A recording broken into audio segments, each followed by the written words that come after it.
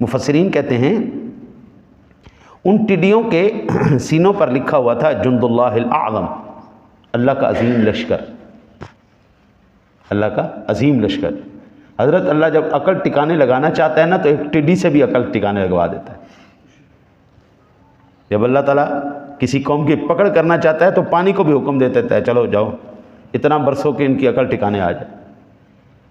वो पानी के, हमने नहीं कुरान में पढ़ा अलम तरा कैफ़ फ़अल रब्बुका बिअस्हाबिल फील, यानी अलम यजअल कैदहुम फ़ी तदलील व अरसल अलैहिम तैरन अबाबील, हैं निक्की सी चिड़ी, चिड़ियों से हम अकलों को ठिकाने लगा देते हैं।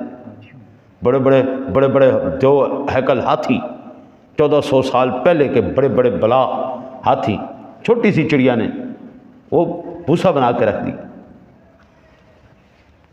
फिर आपने दुआ की, अज़ाब टल गया जी। एक रिवायत में